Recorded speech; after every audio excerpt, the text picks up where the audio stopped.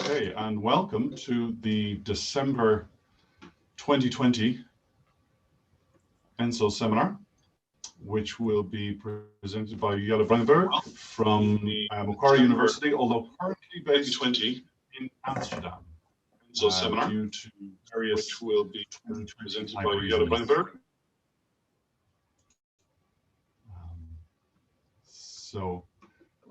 Welcome, Jelle. And we will have, we're muted there for a moment. Thank you. Good. Jelle, you did your PhD in Amsterdam with Eric Riesveld, is that right? And completed postdoc. Yeah, sorry. I was just, I still had the YouTube link open, so I was hearing double sounds. So I was like, oh, what's going wrong? But now I'm on full focus. Yeah, good. The joys of the Zoom seminar. Exactly. Yeah. So you have moved to a postdoc position in Macquarie University as of sometime during this decade of a year, and will continue in that position for at least another year as well, if at any point you actually get south of the equator. Yeah. So it's a 3-year position, but indeed, so far I've been working remotely, but yeah, as everybody actually. So yeah. Indeed. So we have a few people logged on, and we're expecting a couple of live participants to the discussion later, which ought to be lively and interesting. I mentioned when we spoke before the possibility we might give a signal boost to something if you have come across a reading or some kind of resource recently that you think, oh, that's something the ENSO community might be interested in knowing about. Have you come across any good papers or books recently? Yeah. I'll share the screen. I made a little commercial break slide. You can see it now, right? Yeah. So here it is. So on the left, there's Sanneke de Haan's book, Enactive Psychiatry. We just had a reading group on it with the people in Amsterdam. And I can warmly recommend it. I think it deals with the topics of psychiatry, but also pushes enactivism further in a number of directions, mainly that of the notion of values, I think in a more existentialist direction, and has some really good points in developing a more relational realist metaphysics for enactivism. So I really enjoy that. And the other one is a little bit of shameless self-promotion, but I know many people in activism are interested in the links with the free energy principle. I worked on this in my PhD as well, and I received lots of students who really want to work on all that stuff. And I've just been publishing this preprint a few days ago, where we share some doubts about the possibility of such a kind of approach, specifically with the notion of Markov blankets. So this is not what we're going to talk about today at all, but I thought for those interested in the more free energy principle kind of things, I think this is a conversation which at some point we need to have with those people. Yep. Excellent. Thank you very much for that.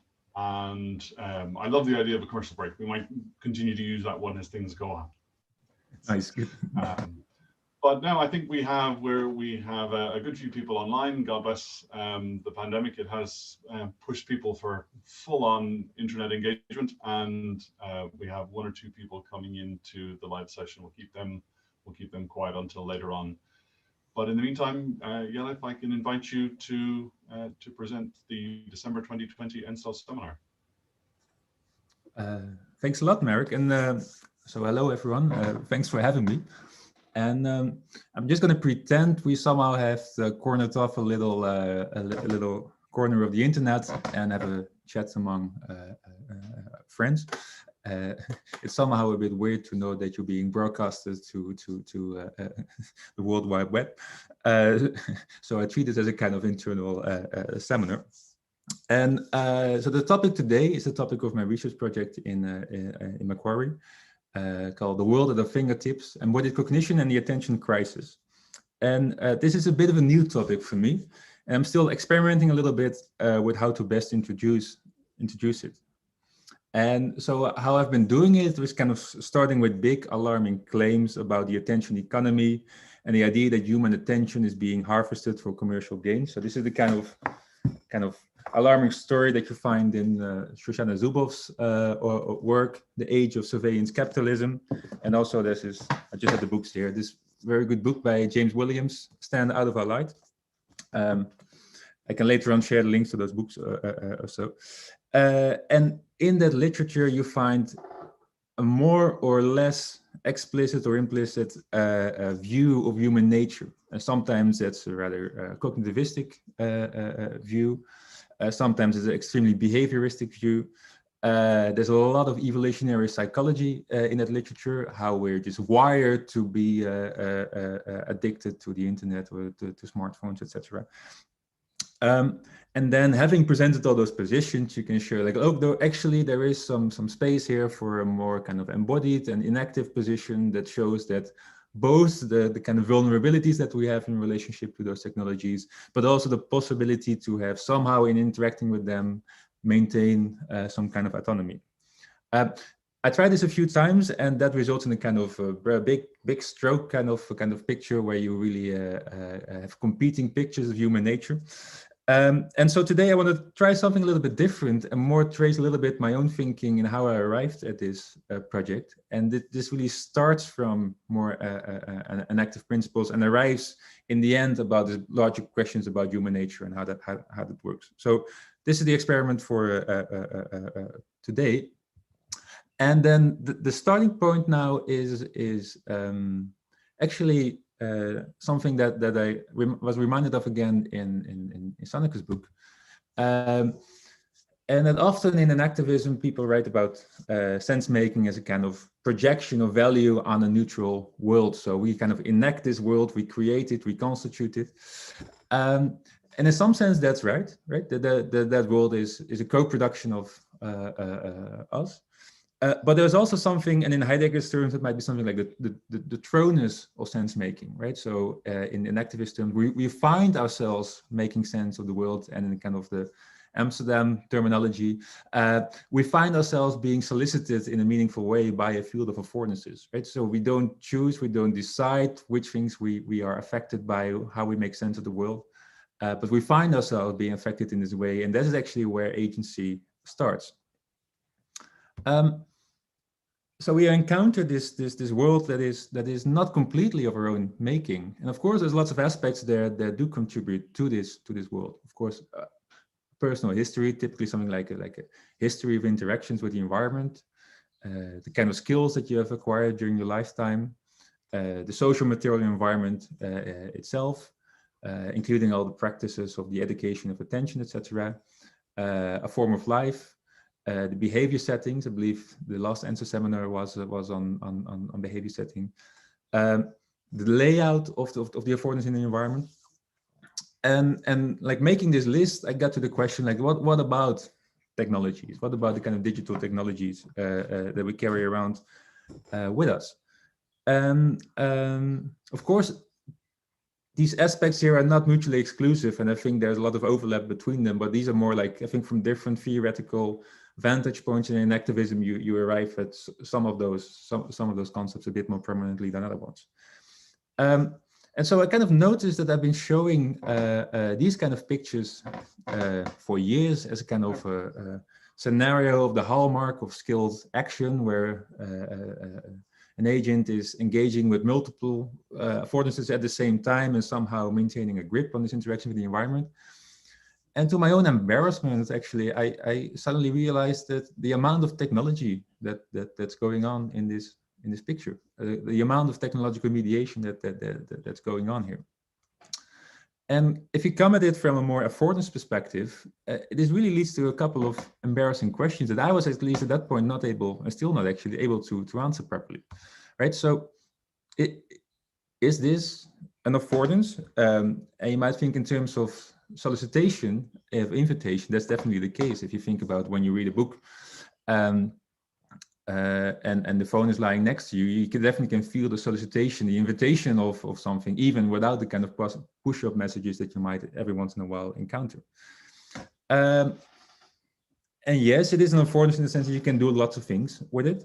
But then you also might think, like, no, it's the phone itself is not the affordance. It's a kind of gateway, or it's a kind of mediated to affordances. And what are the affordances? Yeah, maybe the apps on it, or the things you can do on the app. So there's a kind of the phone is a kind of entrance point in a new kind of niche. And I didn't quite have the terminology and the concepts to think about it. And of course, there is a large history of what, and this is a term I think that's from post-phenomenology, so kind of more philosophy of technology angle to phenomenology.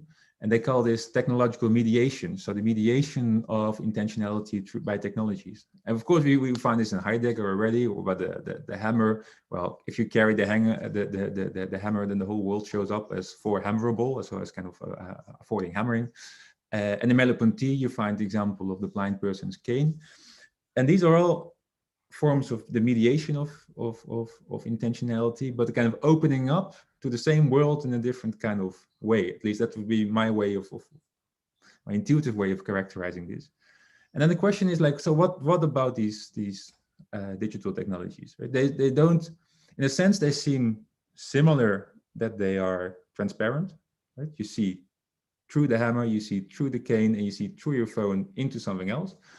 But rather than showing up, allowing you the world to show up in a different way, it shows up a new kind of world in which action possibilities are aligned in a different kind of way. So that the question is like how to think. Is there think about this? Is there something like a digital niche, a cyber niche? Is that the right kind of terminology? And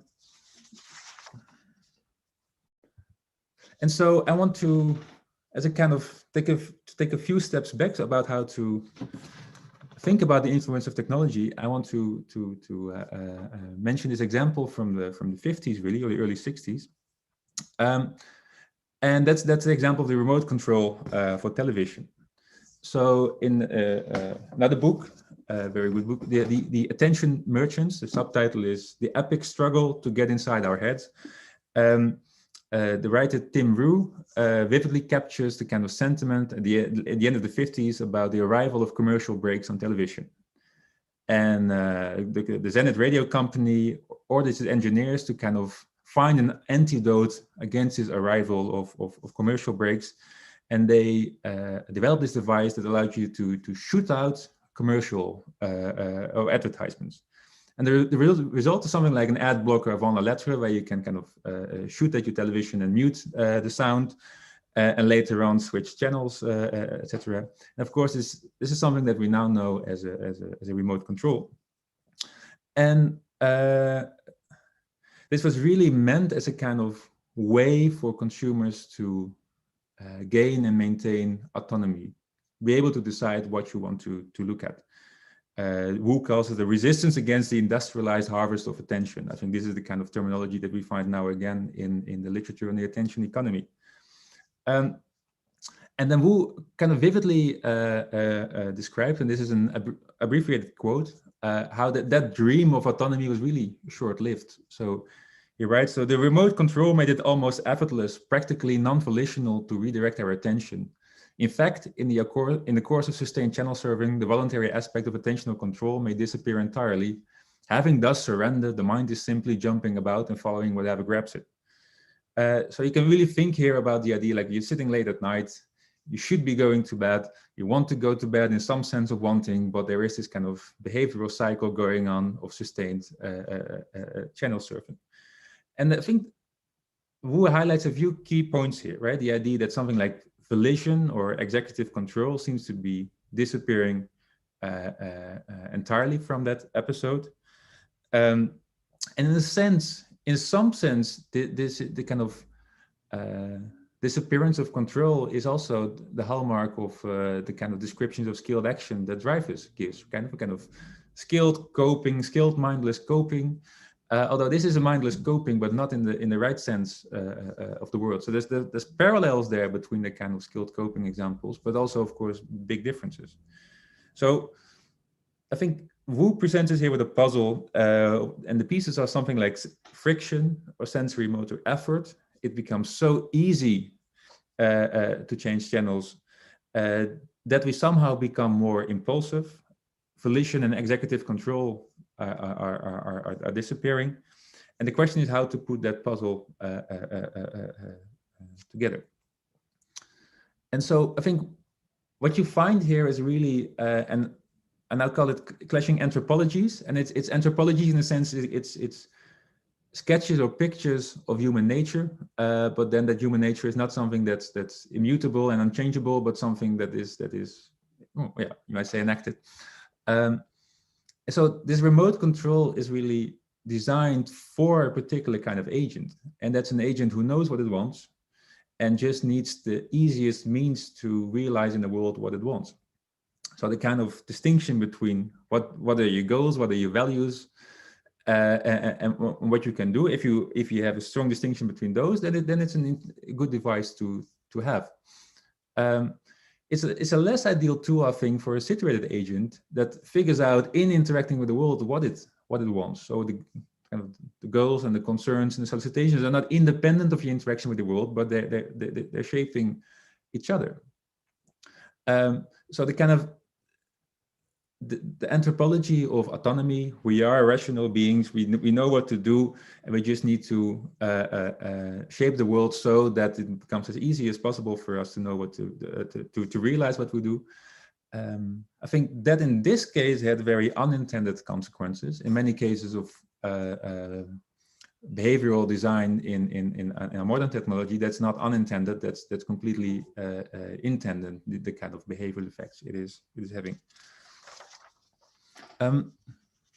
So what you find in the literature really are two narratives here on attention, but the narratives are way more than narratives on attention. They're narratives on autonomy, they're narratives on agency. There are these kind of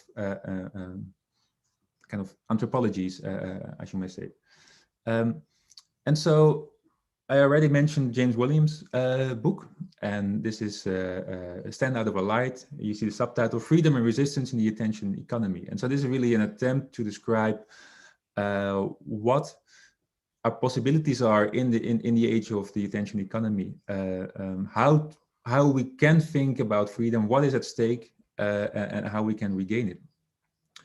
And part of Williams' narrative is following Herbert Simon in saying that, well, there is historically there has been a kind of scarcity of information and therefore an abundance of attention, but now in this kind of information-rich times, we live in times of information overload and therefore a scarcity of attention. So what we need to do is put something like a boundary in place to kind of separate us from the information in the environment so that we can reflect and decide and be autonomous again. On the other hand, we have a completely different narrative, and I think that narrative follows the more behaviorist principles. So Neerajal writes also, I think the subtitles and the titles are really telling here. So Hooked, How to Build Habit-Forming Products, and it's a story about how to get users hooked to your products, and that's a story about. You can make the environment as inviting as possible, but the real thing is to get inside the agent and hack their habits, right? So it's in environmental competition, there's still a lot of competition between different kind of companies, but if you can be prior to that and instill in a user an urge or something like this to engage with the product, then you're really talking, then you're really getting people hooked. And interestingly, in terms of a kind of quasi-phenomenology, I think Eyal is really closer to the point in terms of kind of the idea of that indeed, if you structure how agents find themselves in the world, what kind of habits they have, how they are solicited by this world, then you need to know, you don't need to place interesting things in the world, in the world, they will look for it themselves. So you really have hijacked agents in some particular kind of way. And of course, for Eyal, this is situated in a general picture of human nature where, in the end, we are behaviorist machines. So autonomy and agency are not really in the cards anyway. So there's nothing really ethically wrong with the kind of hooked model. James Williams has something more to defend. He wants to have a more robust idea of autonomy and freedom that is at stake. So the hope is here that enactivism really can provide a more realistic anthropology. And I think the success of the attention merchant shows that we are situated beings formed through our interaction with the environment. And autonomy is not something that puts a boundary in place between us and the world, but it needs to be achieved through interactions with the environment. So that's where it kind of combine the points from Eyal and Williams, I think. And if I think we're doing still quite time, right? Mark? Then good. Yeah, I think we're we've got a bit of time left. Then I'll make a little excursion through neuroscience, hopefully to get back to the same point. So I've been a long-term fan of something that's called the affordance competition hypothesis. Some of you might know it, and I think it's a general framework for neuroscience. It's very much in key with important enactivist principles. And what you get from there, of course it's a bit neurocentric, but you get there is the idea that this is a quote from Paul Sisek. So decision making is not a single unified phenomenon with a single neural substrate. So we should stop thinking about decision making as one thing, but rather a distributed process that emerges differently across the nervous system depending on the information that finally determines the choice. And you see a lot of work at the moment. There's both by Sisek, but other people as well. There's a recent paper by Bernard Hommel, which Sisek is a co-author, and it says nobody knows what attention is. So it seems that from a neuroscientific perspective, some of those important kind of constructs that we use in everyday decision-making, attention, are not unified single phenomenon, but are things that executive control is another one of them, but are really things that emerge in a particular kind of situation, depending on the layout of the action possibilities. And so one important distinctions that Sisek makes is that between action specification and action selection. So you see here, this is a kind of general framework that he's having, and you see that if we talk about action selection, there's a lot of projecting to the basal ganglia, and if we talk about action specification, there is more cortical arrows that are being drawn. And in his recent work, Sisek talks about this as within behavior and between behavior selection. So you might think like, oh, of all the things that I can do, there's a selection between different kind of behaviors. And then in the classical example of lifting the cup that's a question of action specification, right? So those processes happen in parallel. That's not a kind of sequential model. But once you decide to lift a cup, the specification is something that's a different kind of process. And typically, we have more executive control over the kind of selection process and less over the specification. There's not much use in controlling actively how to grasp the cup. I just want to grasp the cup. So the examples he's giving are related to the difference between pointing and grasping, for example. These are macaque studies. So choosing between pointing and grasping is action selection. Specifying where to point is action specification. And so neurally, there seem to be very different mechanisms for these different kind of forms of selection. I mean, you might not even call the second one decision making. And so, at least intuitively from this perspective, right, the fact that we engage nowadays with much of our environment in a kind of pointing kind of way makes it that we make very relevant behavioral decisions. Am I going to go on Facebook, or am I going to write a paper, with a swipe of a finger or the point? So we use the kind of, from that kind of perspective, we use the kind of action specification mechanisms for actually things that intuitively we would like to be forms of action selection and things to be deliberate. So I think there's also a big possibility to combine this more neuroscientific angle with the kind of issues on the attention economy. And I think the kind of work on affordance competition is very much in key with Enactivism. And the crucial bit here is that from this perspective, affordances, right, we don't have just like a whole row of affordances or so, right? But it's kind of hierarchical organization within them. Some of them are specifications, some of them are selection and nested within each other. And each of them have different forms of cognitive control associated with them. And right, so let me see. So here we have a different kind of mismatch, I guess, between the technologies and environment and the anthropology that we have. And this is a mismatch between the structure of digital environments and the structured behavior, or what you might call the affordance competition. And of course, this is not something, this kind of affordance competition hierarchy is not something that's fixed. It might be very much dependent on development as well. But I think it also gives a set of tools to rethink about our relationship with digital technologies. And in much of the more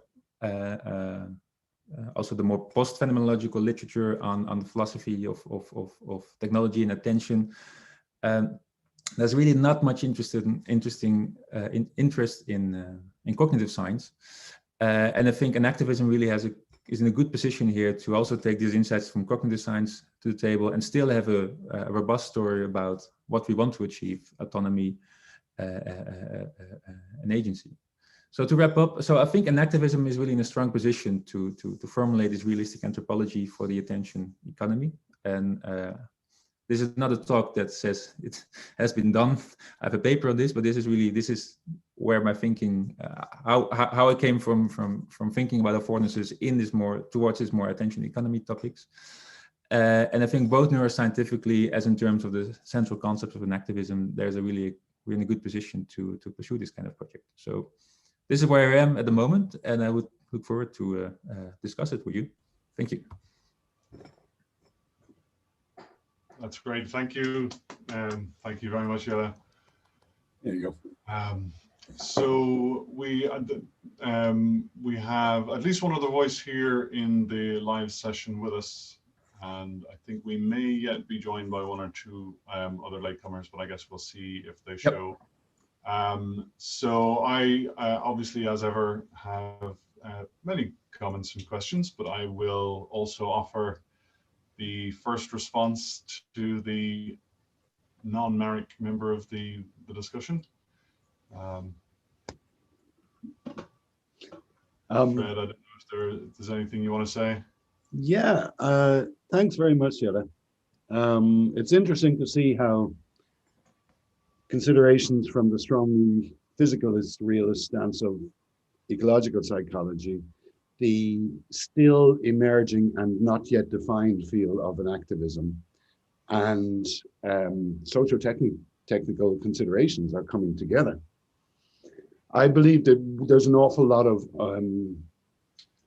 unsteadiness in the conceptual formulations that we're using here, which is one of the reasons that we have these ENSO seminars, of course. But I want to come to your use of the term anthropology. I object. Anthropology, of course, as a discipline, has a shameful history of voyeuristic habits of privileged European males going to people who are culturally distant and interpreting them from within their own Christian Eurocentric cultural point of view.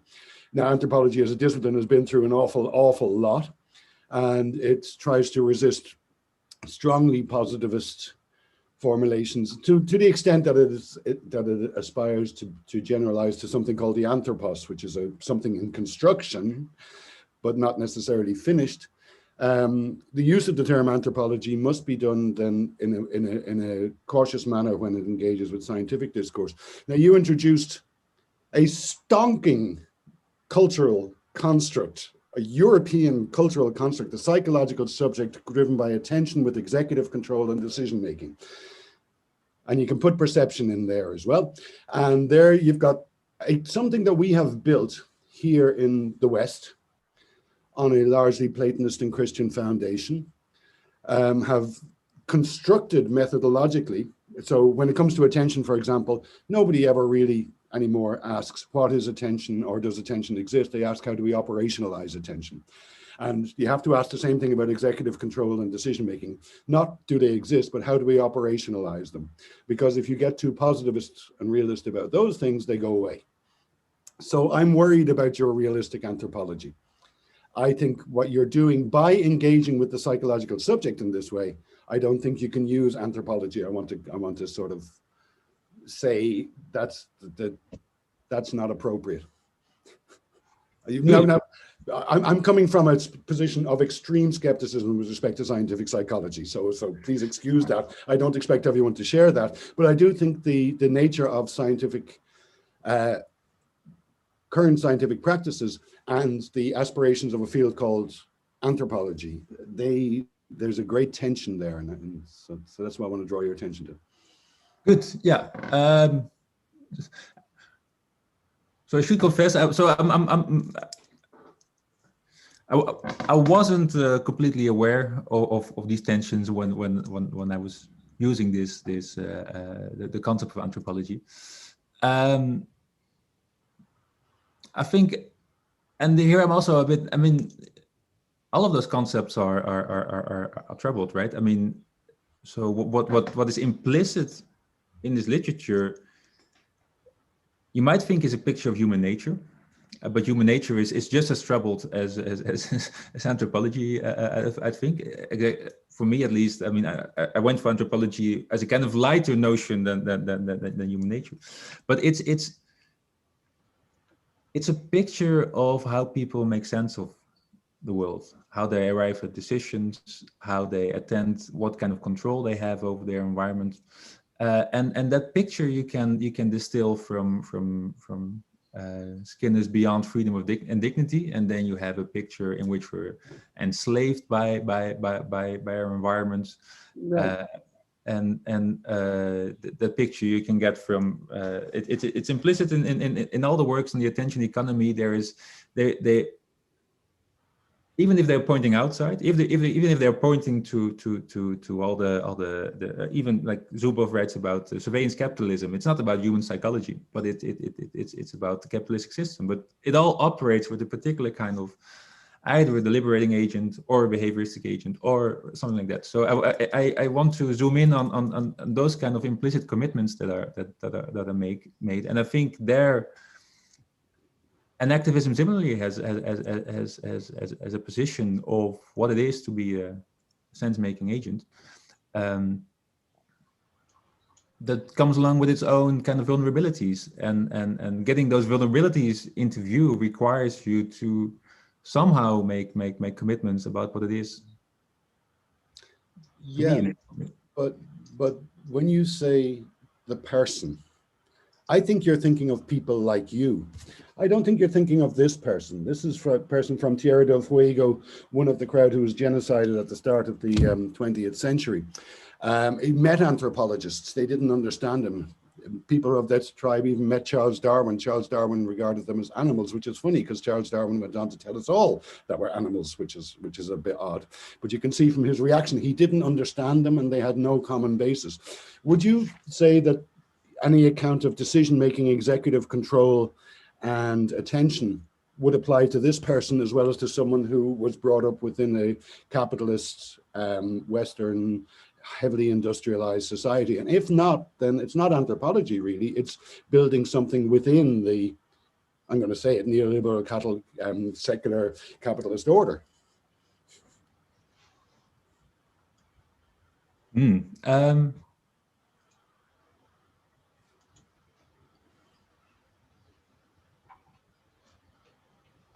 So, I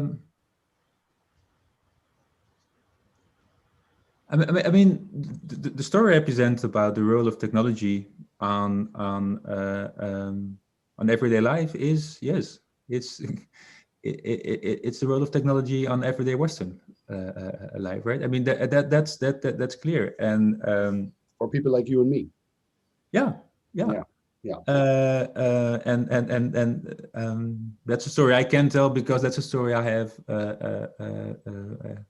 most experience with. I haven't done research in those kind of areas. So I'm being very unfair here.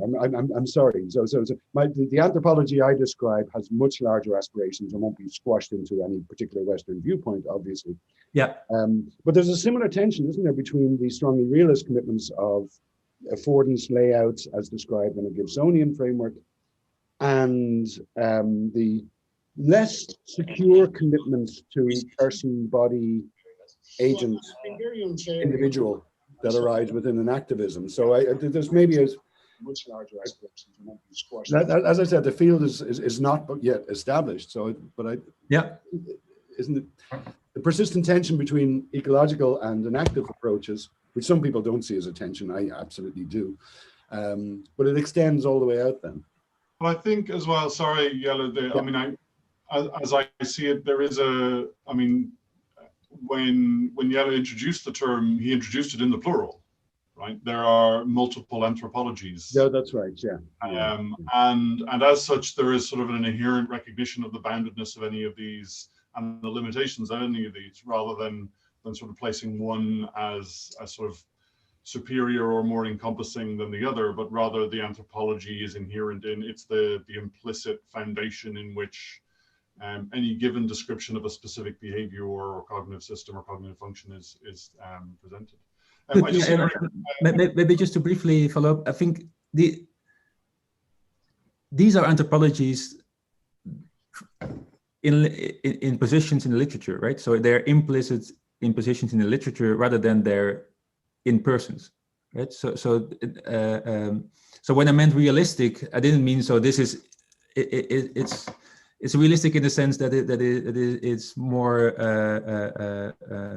closer to real life, but not realistic in the sense like this is what happens in person. This is it's in that sense it's a more kind of looking at these positions in the literature and deriving from them the kind of implicit commitments they make to a particular kind of picture of human nature, and that's indeed that's a pluralistic concept without any commitments from my side at least about how that applies to even us in the West, and let alone to any and to kind of any human or so. So something that kind of generalistic claims. I don't think I want to go there. We need to go there. That's great. So I see Eric has joined in. I know Eric has a question as well, so I'll pass on to you there. Hey, can you hear me? Yeah. Yes. Yeah. Hi, Jelle. Thanks. It was very interesting. I knew already part of the story, of course, and it's good to hear you telling it here. I have a question. You started out talking about technological mediation and post-phenomenology, but then you end up with your positive story, which is the field of affordances, in which the field of affordances plays an important role. So I was wondering, what in the end does this talk about post-phenomenology and technological mediation do for you as work? Does it do any work, or is it just an idle wheel in the paper that you just gave? And if not, then how will you avoid creating a dichotomy between technological affordances and all the affordances of this aspect of the environment, which is my hand, and that can also do many things, just like an iPhone can? Yeah. No, I think avoiding this dichotomy is really important, right? And so you might think about the affordances of VR or so, right? And that's like, no, then the whole environment becomes digital in a sense, and you duplicate the story. But what we encounter here is, I think, kind of hybridity, where at once I'm sitting reading a book, and next to me is a phone, which is a simple object, visually not much more complicated than a book, but it allows me to enter a completely new domain, which at least intuitively seems to me a completely new domain, in the sense that the layout of action possibilities there is different. Two, the kind of things that they can do is so much more than I can do here and now in a non-digital environment. So yeah, avoiding that dichotomy is important, and therefore it all needs to kind of be tied back to somehow, like, I think one field of affordances that somehow in whether you pick up your phone or not kind of morphs or changes shape, and that's a question about how to think about it. And I guess this is probably where post-phenomenology can offer some insights, exactly how this field of affordances as a kind of construct, I think it's needed to keep the kind of unity and to avoid the kind of dualism that you were sketching. But then still, how do the technologies in the environment, which are not themselves the affordances, but that allows you to see through something into new affordances, how does that kind of mediational process of intentionality work? And I think there are some concepts from post-phenomenology could help. And I haven't in the kind of more in either the enactive or the ecological psychology literature found any kind of good starting points, except for, I think, what is the common ground for both enactivism and post-phenomenology, namely the kind of Heidegger Merleau-Ponty kind of descriptions of hammers and canes. But that's a too basic kind of example to pursue further. Okay, thanks for now. To be continued, this topic. Yeah. Okay, so I'm just keeping a half eye on the chat on YouTube, and but I do want to throw out a question of my own, which is going to be not terribly well formed, but it's a question about something that felt not terribly well formed. So I'm hoping that there's some kind of resonance there, and that was the concept of the agent that's in play here, because you essentially, that to an extent was your notion of these multiple anthropologies as well. What kind of agent are we talking about? And it feels to me that there are, I guess it wasn't clear what moves me from being one kind of agent to another under different circumstances. Because there are certainly times when, you know, someone might ask me, oh, well, what did you watch on the television yesterday? And I said, well, I watched about 45 minutes of the Netflix menu. And you know, that was it. And then there are other times in which I barely see the Netflix menu because I'm flicking straight through to what it is I'm going to.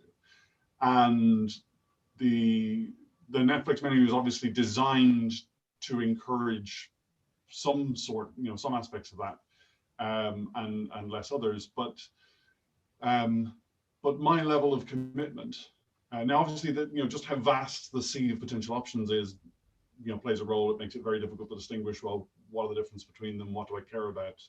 And that is, there's an important external, not wanting to get into boundary questions, but there's an important environmental, I guess, discussion about where my desires are and how I recognize what I want.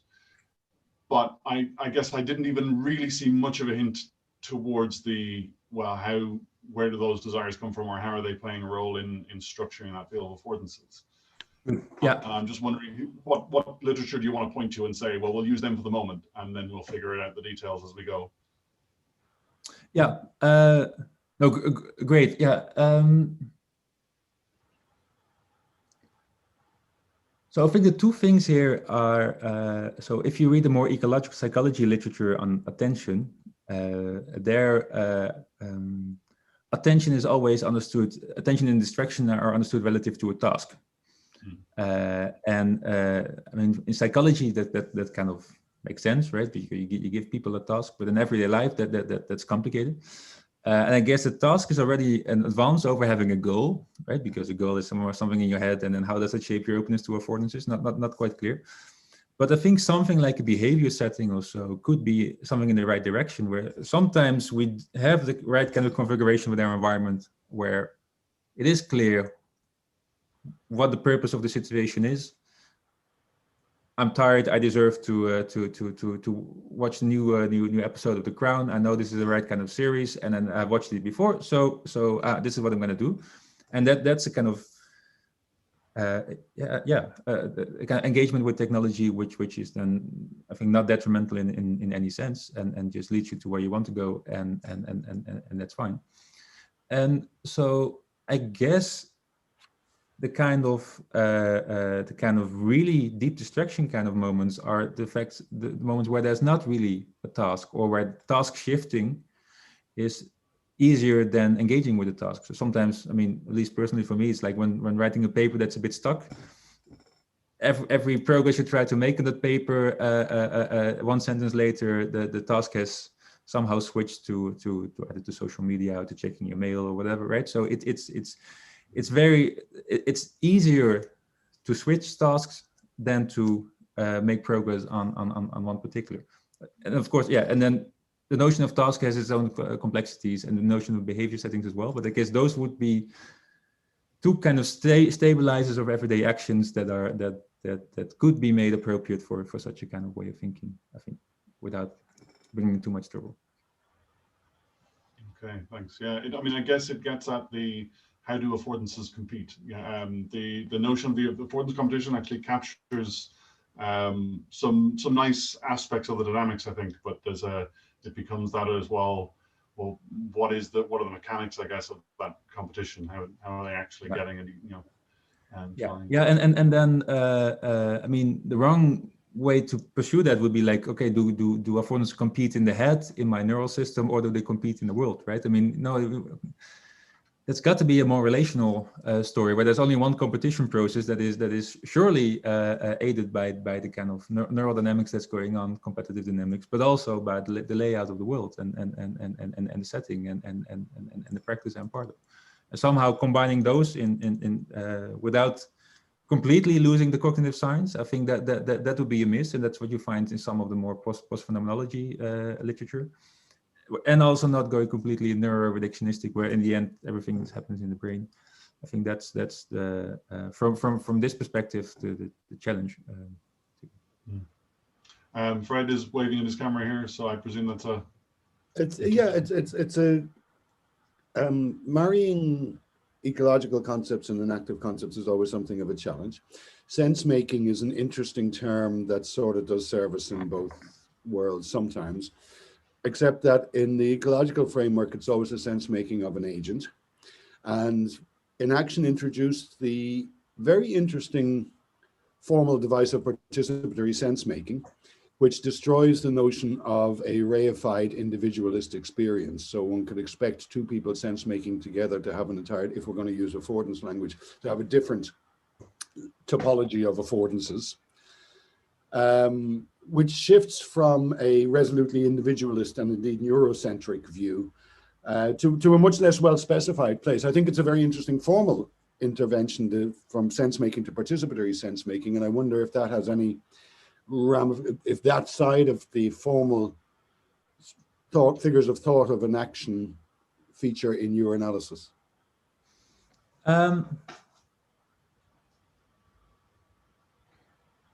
Good. No. So that they have not yet, and it's funny and interesting because I think there's a lot of opportunities there to think about the role of social media and the internet in this context, right? So there's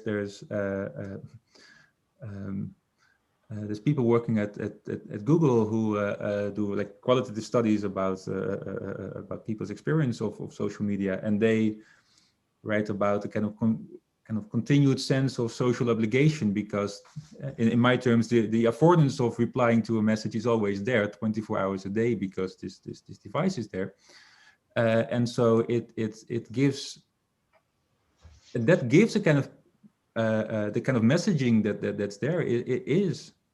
There's two individuals that reciprocally send messages to each other. So that kind of the shape of that kind of technology seems to reinforce a kind of individualistic me against other people, me against the world kind of picture, rather than, I guess, kind of more participatory sense making, where that whole distinction kind of falls away. So I think I haven't really gone there, but I think there's great kind of both challenges and opportunities there for such a kind of framework. Yeah. There's a really interesting question about the temporal dynamics involved, actually, because I know there's, you know, there'll be occasions where you come across a conversation on Twitter, but it's a conversation that's a day old or 2 days old, and it's like you don't want to be the you know, someone raising the undead thread.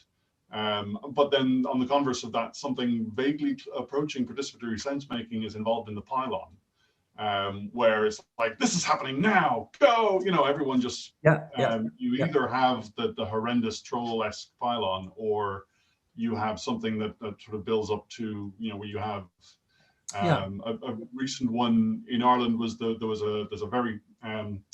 a television broadcast that happens once a year called The Toy Show, which is a pre-Christmas commercial thing that just this massive event. The entire country watches, kids stay up late, and they launched a funding appeal. And of course, it became this thing that everyone gets involved and piles on the funding appeal. So in the course of about 3.5 hours, they raised €6 million. But because of precisely the kinds of dynamics that kind of Twitter and the internet allowed. And so that there's a fascination, some really interesting questions about the kinds of dynamics, I think particularly the temporal dynamics that different technologies allow, that there is the possibility for participatory sense making through these forms of mediation as well. And I think that's a great example. I think another one is also the fact that, I mean, on Twitter, you interact by texts that are written down, right? So every statement there is by definition a preposition.